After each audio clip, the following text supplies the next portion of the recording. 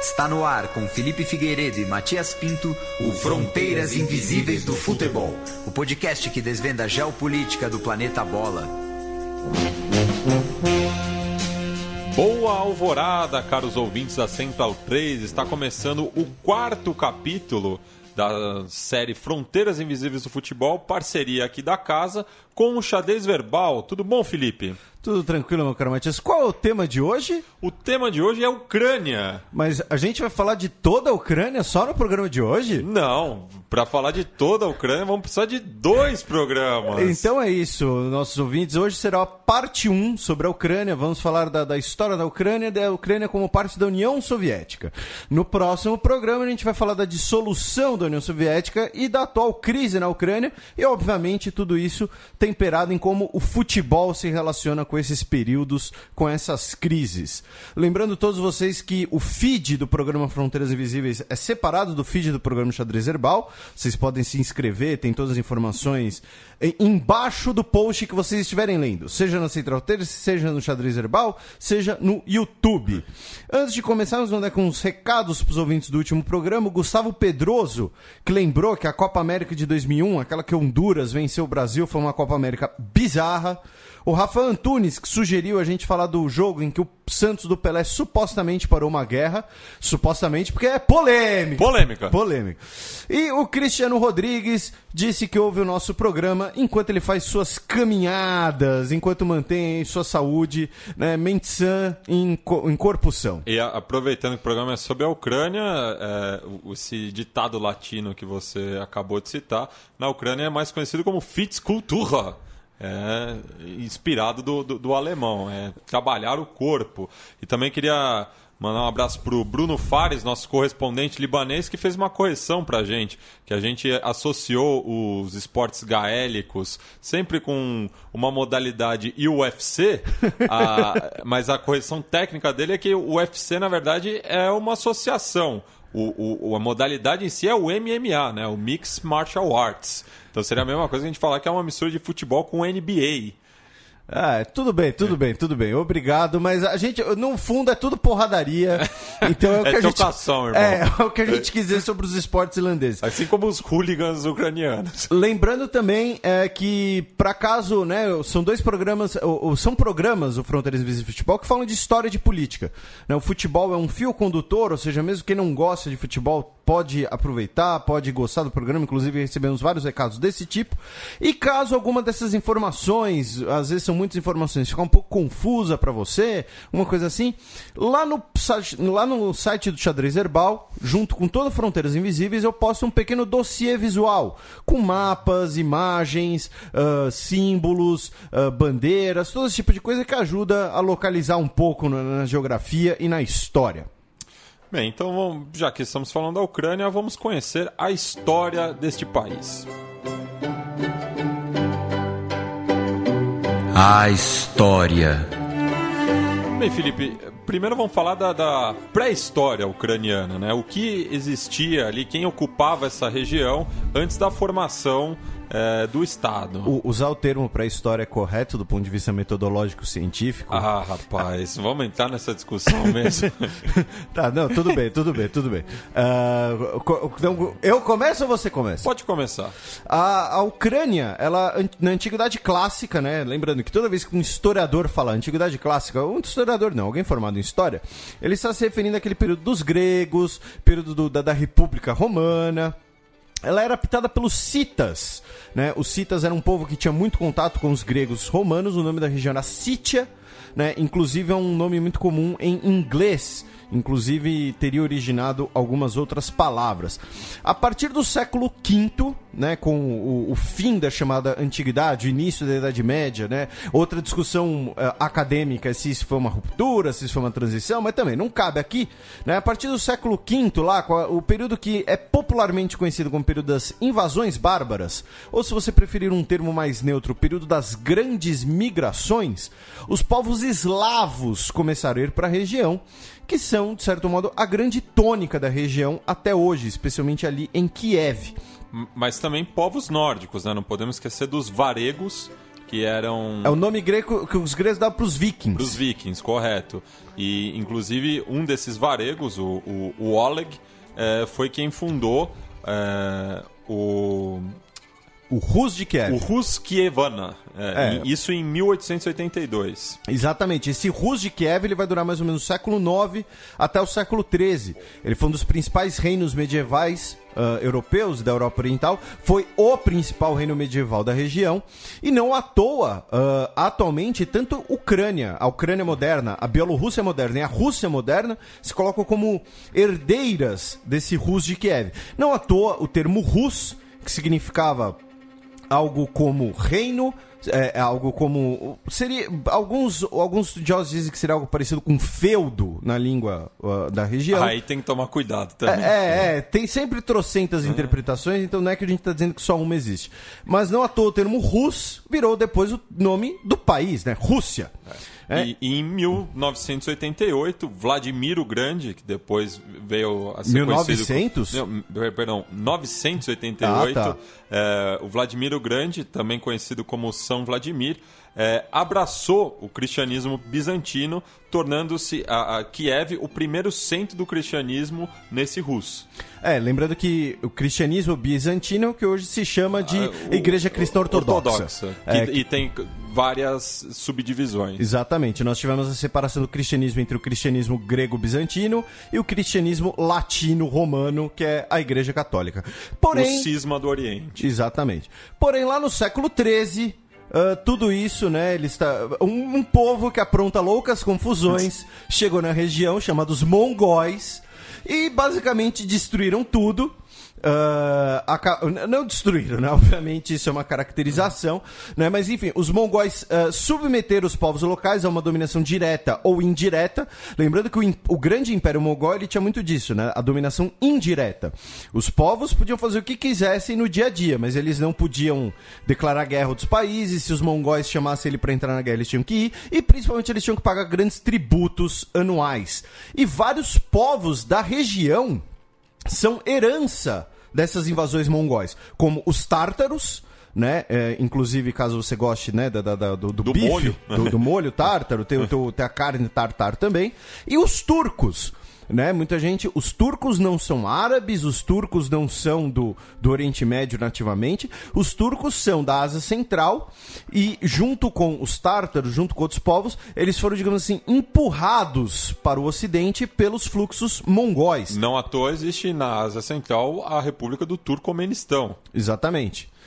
Então, aí, essa situação vai durar mais ou menos, nessa situação, quando eu digo de reinos, com dominação direta e indireta, vai durar por mais ou menos uns 2 séculos, até o ponto em que nós teremos, então, uma disputa de influências entre o Ducado de Moscou, que era ortodoxo, e os reinos da Polônia e da Lituânia, católicos. No século, em 1569, para ser mais preciso, o Reino da Polônia e o Grão-Ducado da Lituânia, eles vão se fundir em uma Commonwealth, uma coisa só. Só que esse foi um dos principais impérios da Europa Oriental, isso é pouco comentado. Caso alguns dos nossos ouvintes jogam um jogo chamado Europa Universalis, ele já sabia disso. Em 1653, nós temos uma revolta contra esse domínio católico polonês. E nós temos o início do chamado período cossaco. Né? Cossacos são vários povos ucranianos, normalmente que recebem o nome do rio mais perto, né? Os cossacos do Don, os cossacos do Dnieper e por aí vai. Conhecidos por serem grandes montadores, ginetes. Exatamente. Inclusive, boa parte da cavalaria imperial russa depois seria formada por cossacos e tal. E aí, nesse período cossaco, esses clãs cossacos, eles vão jurar lealdade ao czar de Moscou, que futuramente teremos então o Império Russo, que vai sair do czar de Moscou. Depois ele se tornará o chamado czar de todas as Rússias. Por que todas as Rússias, meu caro Matias? Porque nós temos 3 Rússias. A Rússia propriamente dita, a Ucrânia, que nesse período começará a ser chamada de Pequena Rússia, já que nós teremos esse processo de russificação da região pela religião, pelo idioma, e a região da Bielorrússia, ou Belarus, a Rússia branca, né? Não é Rússia bela. O domínio russo na região vai se concretizar em 1772, quando nós teremos a partição da Polônia. Né? A Polônia ela será dividida entre Rússia, Áustria e Prússia, e as regiões da atual Ucrânia serão divididas entre Rússia e Áustria. Isso aconteceu porque tanto a Polônia como a Ucrânia, né? A Ucrânia fazia parte desse reino, são regiões de estepes, de planícies, terrenos muito férteis, muitos rios, poucos acidentes geográficos, então você não tem como ter uma defesa natural contra esse tipo de invasão, contra esse tipo de partilha por grandes potências. E também a proximidade com o Mar Negro. Sim, no caso ucraniano. Então nós temos aí essa divisão do antigo reino da Polônia e a Ucrânia absorvida, finalmente, totalmente absorvida dentro da Rússia, aí no final do século XVIII, e em parte ainda no reino da Áustria, que depois se tornará Áustria-Hungria, né? Lembrando que não é a mesma coisa. No século XIX, a Ucrânia será absorvida culturalmente pela Rússia, né? Como eu disse, ambos se veem como herança desse Rus de Kiev, e vai ser uma região de muita importância geopolítica, com os conflitos com os turcos no século XIX. Nós teremos a Guerra da Crimeia, lá em 1856, não a atual, né? Que é assunto para o próximo podcast. Exatamente. A importância geopolítica, geográfica da região, ela vem desde essa época, né? Não é à toa que o Putin não gostaria de abrir mão da região da Crimeia. Então aí nós temos aí no século XIX essa consolidação, essa russificação da Ucrânia, até o momento das revoluções russas de 1917, que aí já vamos falar em outro quadro. O campo.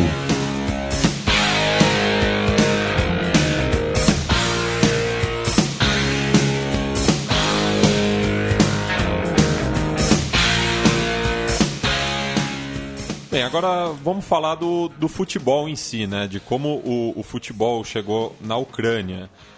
E o Andy Duggan, autor do livro Futebol e Guerra, Resistência, Triunfo e Tragédia do Dínamo de Kiev, no Dínamo na Kiev ocupada pelos nazistas, da George Zahar. Um livro que a gente vai se apoiar bastante neste episódio. E o futebol chega na Ucrânia. Existem, na verdade, duas teses, né, sobre como o futebol chegou. Uma anti-imperialista e uma versão mais aceita pelos estudiosos do tema. Essa versão oficial, assim por se dizer, é muito semelhante a de como o futebol foi introduzido em outras regiões do mundo, através dos marinheiros ingleses, principalmente em Odessa. Então, já no final da década de 1870, tem um dos primeiros registros da prática do futebol, que é justamente a década pós-guerra da Crimeia. Exatamente. Os ingleses ainda marcavam presença na região. Só que existe uma visão revisionista, assim se dizendo, que o futebol teria sido introduzido na Ucrânia através de engenheiros tchecos que atuavam no país.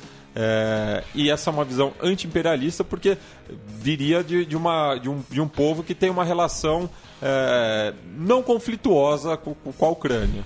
Lembrando que os tchecos, essa região da partes da Ucrânia, eram tudo parte do Império Austríaco, né? Então, é por isso que nós teríamos esse intercâmbio, né? Não é que o cara saiu da atual República Tcheca, falou, vou até a Ucrânia para jogar bola lá, não tem gramado bom aqui, a bola caiu na vizinha. Mas, de qualquer forma, o futebol teria sido introduzido nessa região dos tchecos pelos ingleses. Então, até porque os ingleses que inventaram o negócio, né? Quer dizer, que eles... Não que inventaram também. Não, né? Tudo bem. A gente vai voltar já lá pro jogo de borracha dos aztecas. Calma, controle-se, meu caro Matias. Mas enfim, essas são as duas teorias do futebol. Mas o marco oficial, assim, o Charles Miller da parada, o Oscar Cox, ucraniano, atende pelo nome de Professor Senar. Ele que era um acadêmico, professor de educação física também, em 1891 escreveu uma monografia chamada Jogos Esportivos nas Escolas para Jovens, e através de um intercâmbio ele conseguiu que aparelhos para a prática do futebol viessem à cidade de Lvov. Isso no final da década de 1890. E em 1892 o imperador Francisco José do Império Austro-Húngaro realizou uma feira bienal nessa cidade, e na primeira Bienal de Lvov dessa feira, o futebol foi apresentado não como um jogo competitivo, mas uma demonstração da habilidade dos jogadores com a bola. Mas já na segunda edição dessa feira, em 1894, foi construído o primeiro estádio na Ucrânia, o Parque Stysky, que tinha capacidade para atender 7.000 pessoas.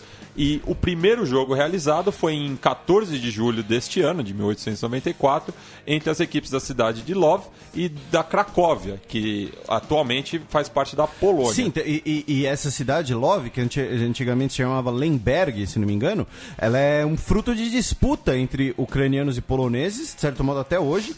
Inclusive, a gente vai falar disso um pouquinho mais nessa cidade na Segunda Guerra Mundial. E antes da União Soviética, até por conta dessa presença austríaca, né, e esses marcos que você citou, é interessante para o nosso ouvinte que times ucranianos disputaram o campeonato da Galícia, não a Galícia espanhola, que já falamos aqui. Foi o nosso primeiro episódio. A Galícia do Império Austro-Húngaro e o campeonato polonês. Né?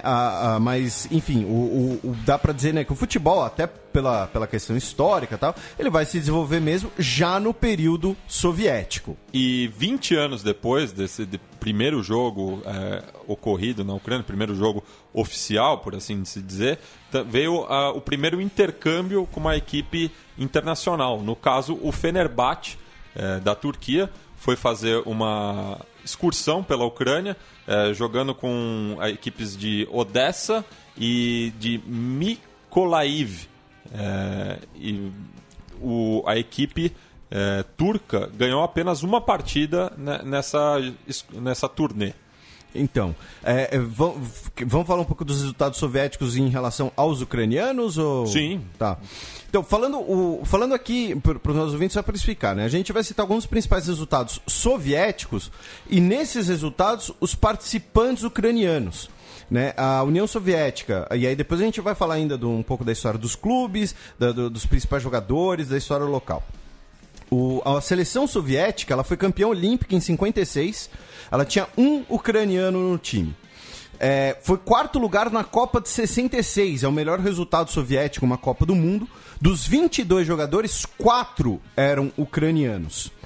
Ela foi campeã da Euro de 1960. A primeira Euro, inclusive. A primeira, e o goleiro era o grande Lev Yashin. Novamente só tinha um ucraniano.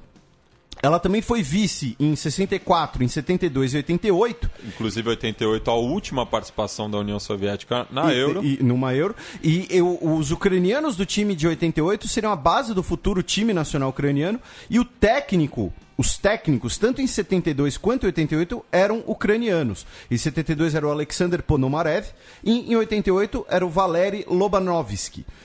Que depois, inclusive, se tornaria técnico da seleção ucraniana de futebol, propriamente dita. Duas coisas interessantes na Ucrânia, e aí a gente vai falar um pouquinho mais de um desses temas depois, é que dentro da União Soviética nós tínhamos as Espartaquíadas. É uma mistura de Olimpíadas com Espartaco, né? O gladiador, que inclusive, se vocês separarem os nomes, Espartaco e tal, eles usavam a figura do Espartaco, né? Um gladiador que teria lutado contra um império tal, e como um símbolo da educação física na União Soviética. Então as Espartaquíadas eram campeonatos internos da União Soviética. Então mesmo no período soviético nós tínhamos times ucranianos, uma seleção ucraniana competindo nisso. E, inclusive, por conta de algumas das principais regiões da União Soviética, quando eu digo principais regiões onde o futebol era mais popular, nós tínhamos 6 federações regionais dentro da União Soviética. A Federação de Futebol da República Socialista da Ucrânia foi formada em 59, né? Então não era apenas uma federação. E a terceira divisão do campeonato soviético era regional. Então, e era o campeonato da Ucrânia, né? Algumas regiões tinham o seu campeonato, né? Nessa terceira divisão, times semi-amadores. Então, o futebol ucraniano, mesmo durante o período soviético, e isso é um paralelo interessante, porque mesmo durante o período soviético nós tivemos uma manutenção de uma identidade ucraniana, de um sentimento nacional ucraniano, e o futebol fez parte disso, com um time ucraniano disputando as Espartaquíadas, com um campeonato regional, enfim, boas participações dos times do campeonato nacional, que a gente vai falar mais pra frente. Em novembro de 1927 é fundado o Dínamo de Kiev, através de dois policiais, o Nikolai Kanikov e o Sergei Barminsky. E o Dínamo, como em diversas partes da Cortina de Ferro, era o clube esportivo ou da polícia ou do Ministério do Interior, o Ministério da Defesa, dependendo de cada país. Então, em novembro de 1997, é fundado o Dínamo de Kiev, que se torna, ao longo da história, a equipe mais vencedora da Ucrânia. Só que quando o Dínamo foi fundado, o seu grande rival, o Zeldor, que depois virou o Lokomotiv de Kiev, era o time mais poderoso porque já tinha sido fundado anteriormente. E por que a gente está citando o Dínamo de Kiev? Por conta da passagem emblemática do conhecido Jogo da Morte, né? No qual o FC Start, que era formado por diversos jogadores do Dínamo e que viraram prisioneiros durante a ocupação nazista, jogou contra um time da Luftwaffe, a Força Aérea Alemã, em um amistoso em agosto de 42, e ficou aquela história famosa de que os jogadores do UFC Start teriam desobedecido às ordens dos oficiais alemães de entregarem o jogo e teriam sido punidos com a morte. Mas justamente o livro do Andy Duggan, que eu citei no começo desse bloco, desmistifica um pouco essa história, que foi romantizada por setores da esquerda, justamente para mostrar uma resistência ao inimigo, ao invasor. Agora, dos principais jogadores da história soviética ucraniana, nós temos 3 destaques que são muito considerados na atual Ucrânia, como, digamos assim, os pais do futebol moderno na Ucrânia, os grandes craques. E, curiosamente, um deles é talvez um dos principais craques soviéticos, o Oleg Blokhin. Talvez a pronúncia esteja meio afrancesada, desculpem. Como todas as pronúncias aqui, peço desculpas ao... Ele foi o maior artilheiro da seleção soviética, com 42 gols. Ele foi o maior artilheiro da história do Dínamo de Kiev. E em 1975, ele ganhou a Bola de Ouro da revista France Football, que era para o melhor jogador europeu, mas durante muito tempo era basicamente o prêmio para o melhor jogador do mundo, né? Ela era interpretada assim. O segundo caso é do Igor Belanov, que ganhou também a Bola de Ouro em 86. Também foi jogador do Dínamo de Kiev. Ou seja, dá para dizer que 2 jogadores ucranianos, em 2 anos diferentes, receberam o na época, considerado o prêmio de melhor jogador do mundo. E o terceiro jogador, que está nesse panteão dos grandes jogadores ucranianos, é o Vitaly Starukin, que ele, inclusive, estava na seleção ucraniana, na seleção soviética, desculpem, dos anos de 1960. Então esses 3 caras são considerados os principais jogadores da história do futebol ucraniano e marcos também na história do futebol soviético, né, que tinha essa questão de os principais jogadores da seleção soviética normalmente eram dos times de Moscou, só que sempre tinha um do Dínamo de Kiev ali intrometido no meio, e no caso desses 2 especificamente, foram caras de muito destaque. Agora, falando em Dínamo de Kiev, né, o retrospecto dos clubes, meu caro Matias. Então, o Dínamo de Kiev conquistou 13 campeonatos de 54 disputados, é o maior campeão soviético, como você bem mencionou, era o único time que batia de frente com o centralismo moscovita. Ganhou 9 Copas no geral. E em 75 e 86 ele conquistou a Recopa da UEFA, que não é uma competição que não existe mais. Era a Copa dos Vencedores de Copa. Ou Copa das Feiras. Aí você foi longe, hein? Aí eu fui longe. E em 75 ganhou a Supercopa da UEFA contra o campeão da Copa dos Campeões da Federação Europeia. Que era o Bayern de Munique do Franz Beckenbauer. Depois do Dínamo de Kiev, a equipe que atingiu o maior... Fala só de Dnipro. Dnipropetrovsk, que ganhou 2 campeonatos e nessa temporada última foi vice-campeão da Liga Europa. E temos também o Dnipropetrovsk, perdão pela pronúncia novamente, que ganhou 2 campeonatos e na temporada passada, estamos falando já do presente, foi vice-campeão da Liga Europa. E também temos o Zoria Voroshilograd, o atual FC Zoria Luhansk, que ganhou um campeonato também. E além desses times, que foram os times ucranianos que ganharam o campeonato, né, e atualmente Luhansk é uma cidade extremamente pró-Rússia nesse atual conflito, né, que vai ser o tema do nosso próximo programa, nós tivemos o Shakhtar Stalino, que ganhou 4 Copas, que é o atual Shakhtar Donetsk, ou seja, que também é uma região pró-Rússia, embora ele tenha a direção do clube tenha ficado pró-Ucrânia, mas aí entra no tema do próximo programa, apenas para contextualizar, o Shakhtar Donetsk, que o antigo nome dele homenageava o Stalin. O time dos mineradores. Exatamente. O Karpat Lviv, o Lod, né, ganhou uma Copa. E o Metalist Kharkov também ganhou uma Copa, que é o time dos metalúrgicos, que é onde até pouco tempo atrás, para quem, né, gosta de futebol, campeão de futebol, jogava o Cleiton Xavier, que atualmente joga no departamento médico do Palmeiras. Vamos localizar o conflito entre Ucrânia e União Soviética, Felipe? Vamos lá. O mapa. Em 1917, nós temos as revoluções soviéticas, as revoluções russas, melhor dizendo. Né? Por que eu uso o termo plural? Porque nós temos a revolução que derruba o governo do czar, instaura o governo provisório dominado pelos mencheviques e, posteriormente, em outubro, no calendário russo da época, ou novembro no nosso calendário, nós teremos a Revolução de Outubro, ou Revolução Vermelha, ou Revolução Bolchevique, em que nós teremos a instauração do governo soviético propriamente dito. Na Ucrânia, nós teremos 3 forças em luta. Os vermelhos, né, os bolcheviques, aliados aos pretos, que são os exércitos anarquistas do Nestor Makhno, que é um dos principais líderes e teóricos anarquistas da história.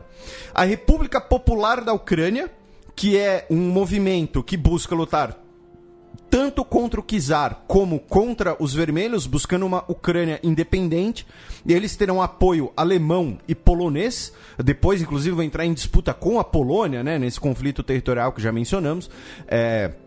Porém, eles tinham esse apoio alemão e polonês para enfraquecer ainda mais o Império Russo ou depois a Rússia bolchevique. E a terceira força são as forças brancas, os exércitos pró-czar, com apoio internacional, apoio britânico, apoio dos Estados Unidos, apoio japonês, que lutavam contra a revolução, lutavam pela reinstauração do czar. E é engraçado porque a guerra civil russa, ela é pouco discutida, porém ela foi um dos grandes conflitos do século XX, deixou uma mortandade de cerca de 20 milhões de mortos, tanto em decorrência direta ou indireta do conflito, e ela é uma guerra do arco-íris, né? Porque cada exército tem uma cor, né? Você tem o exército verde, que era o dos camponeses que não queriam ser expulsos, o exército vermelho, o exército branco, o exército preto. Mas enfim, depois de todo esse conflito, nós temos o estabelecimento na Ucrânia de um governo nacional em Kiev e um governo bolchevique vermelho em Kharkov, que fica bem no oriente da Ucrânia, que é basicamente já um desenho do que acontece atualmente na Ucrânia, né? Por isso que é sempre bom, né? Para você entender as coisas que acontecem hoje, é só a gente olhar para o passado.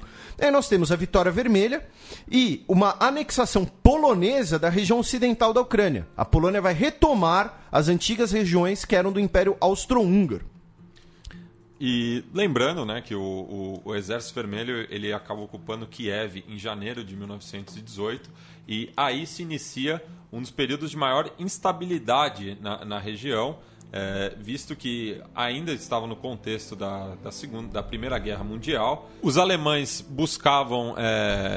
justamente a Ucrânia sempre foi conhecida como o celeiro da Europa e os alemães estavam de olho nessas posições. Então eles ocuparam também a Ucrânia em 1918, criando um governo nacionalista comandado pelo Simon Petliura. E só que como o Império Alemão já estava desgastado pela frente ocidental, ele acaba saindo da Ucrânia, os bolcheviques voltam a dominar a região e o Petliura também acaba saindo. E nesses 18 meses que se seguiram, o Kiev, a capital hoje da Ucrânia, mudou de governo 18 vezes. aqui, né? Basicamente um sai, outro retoma, outro toma de volta. Em 1922, nós temos a formação da República Socialista Soviética da Ucrânia como uma das fundadoras da União Soviética, né? Ou seja, e é por isso que e depois a gente vai falar um pouquinho mais disso, né? É interessante as pessoas lembrarem, a União Soviética era formada por 15 repúblicas, cada um tinha algum grau de autonomia interna, inclusive autonomia internacional, como veremos mais para frente. Na década de 1930, com o Stalin, é retomado um processo de russificação, de inclusive você reprimir identidades regionais, identidades locais. E nesse período nós teremos a questão da coletivização da agricultura, a apropriação da produção, o remanejamento de produção agrícola, que era a repressão da classe dos kulaks, que, caso vocês se lembrem das suas aulas de história, que nós temos a nova política econômica do Lenin, dar um passo para trás, para dar dois para frente, e você estabelecer uma economia de mercado, pequenos produtores, eram esses caras, os kulaks. Você tem a repressão aos kulaks, você tem esse confisco da produção agrícola, e por consequência você tem um episódio, que é o Holodomor, que é considerado um genocídio do povo ucraniano, inclusive o governo brasileiro reconhece isso como genocídio, que é considerado um genocídio porque a fome... as pessoas morreram, foram cerca de 5 milhões de mortos por fome, e uma fome induzida pela ação humana, né? No caso, esse confisco de produção, a recusa do governo de Stalin de aceitar ajuda internacional, com medo de que isso acabasse fomentando uma rebelião dos ucranianos. Então nós temos um episódio que é muito importante para entender as relações entre Ucrânia e Rússia, né? Já que a Ucrânia se vê como vítima de um genocídio do governo soviético, obviamente centralizado em Moscou. Em 1939, o território ucraniano é expandido, já que a Polônia é invadida de um lado pela Alemanha nazista e do outro pela União Soviética, e os territórios que a Polônia tomou da Ucrânia com a Revolução de 1917 são tomados de volta, e nós temos inclusive um massacre da população polonesa dessa região por tropas soviéticas, por tropas ucranianas, por habitantes ucranianos. A Ucrânia ficará sob domínio nazista até mais ou menos 1944, né, como o Matias contou na parte, né, do jogo da morte, do futebol como uma maneira de resistência. Os ucranianos, nós teremos dois tipos de luta dos ucranianos. Alguns vão lutar contra os nazistas e contra os soviéticos, e nós também teremos muitos ucranianos que vão lutar pelos nazistas, especialmente na bandeira nazista de que a expansão do nazismo era uma luta contra o pensamento bolchevique, contra a expansão do comunismo. E como o Matias tinha comentado também no contexto da Primeira Guerra Mundial, a Ucrânia era muito importante porque é um terreno muito fértil, então ela era vista como o futuro celeiro do Império Alemão. Em 1945, após a Segunda Guerra Mundial, a Ucrânia é uma das fundadoras da ONU. Por quê? Porque a União Soviética temia que a Assembleia Geral da ONU, a ONU foi formada por 51 repúblicas, 51 países, né? 50 assinaram sua fundação, mas quando ela entrou em vigor, a Polônia já era independente, então foram 51 países. A União Soviética temia que o bloco ocidental, o bloco de países alinhados aos Estados Unidos e ao Reino Unido, fosse muito maior. Então ela insistiu para que a União Soviética tivesse 3 fundadores: a Rússia, a República Soviética da Rússia, a República Soviética da Bielorrússia e a República Soviética da Ucrânia. Então a Ucrânia, embora fosse parte da União Soviética, ela é considerada no direito internacional uma das fundadoras das Nações Unidas. Em 1953 nós temos a morte do Stalin, e quem assume o cargo é o Nikita Khrushchev, ou Khrushchev, dependendo da pronúncia que você escolhe. Nesse caso, as duas são aceitas, tá? Antes que fale.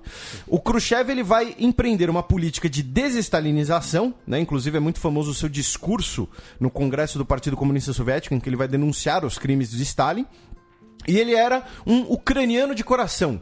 Ele nasceu na Rússia, porém apenas 10 quilômetros da fronteira com a Ucrânia. Ele se considerava um ucraniano, ele tinha muita identidade com a Ucrânia. Alguns biógrafos dizem que inclusive isso tinha a ver com uma menininha que ele era apaixonado na escola. Isso é sério, eu tenho uma...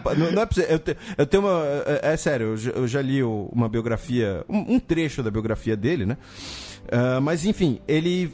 Foi a fundo essa biografia. No governo do Khrushchev nós teremos uma nova constituição ucraniana, e em 1954, como aniversário da Ucrânia como parte inclusive do Império Czarista, ele dará um presente para a Ucrânia: a Crimeia, né? A Crimeia ela era parte da Rússia, ela era território soviético e parte da Rússia, e ele coloca a Crimeia sob jurisdição, sob a administração ucraniana. Até pela questão de você controlar ali uma questão de barragens, de produção de energia hidrelétrica. Tinha uma lógica econômica também, tá? Não é só uma caracterização. Novamente, as línguas mais soltas vão dizer que ele fez isso porque ele estava bêbado. Eu já falei disso no YouTube. E é a origem de todo esse problema que temos hoje, né? Em 1954, uma das regiões mais importantes do ponto de vista de bases militares, do ponto de vista geopolítico, já que logo ali do lado você tem a Turquia, os estreitos de Bósforo e Dardanelos, a Turquia como parte da OTAN, você entrega para a Ucrânia, né? Que é a origem da atual crise na Ucrânia. Por isso é o momento da gente parar e deixar o cliffhanger pro nosso ouvinte ficar querendo entender. Gostinho de quero mais. Querendo entender o que mais aconteceu. Mas lembre-se, foi o Nikita Khrushchev, em 1954, que passou a Crimeia para a Ucrânia. Até esse momento, a Crimeia era parte da Rússia apenas. Bem, e durante o programa, eu indiquei o livro do Andy Duggan, Futebol e Guerra, então faço novamente. E a minha contradica do programa de hoje é o filme Fuga para a Vitória, de 1981, que é inspirado livremente, né, nesse caso do Deathmatch. O filme é protagonizado pelo Sylvester Stallone, tem participação do Michael Caine e do Pelé. E do Pelé, o Pelé que faz o capitão Luiz Fernandes, que é das Antilhas. E ele aprendeu a jogar bola com laranjas. Essa cena é memorável. E tem também outros ex-jogadores que dão ar da sua graça, o Bobby Moore, o Oswaldo Ardiles. Então, um filme interessantíssimo, do ponto de vista da bizarrice, porque o filme é tão ruim que chega a ser cult. Então é isso, né? Nos despedimos por hoje, meu caro Matias. Sim, a gente vai se despedir com a música tema do filme Escape to the Victory, composta pelo Bill Conti, que é o mesmo compositor de temas famosos do cinema, como do rock. Enfim, é um cara que marcou a história dele nas trilhas sonoras. Então a gente vai encerrar o programa de hoje com a música tema de Escape to the Victory. Então é isso, até a próxima.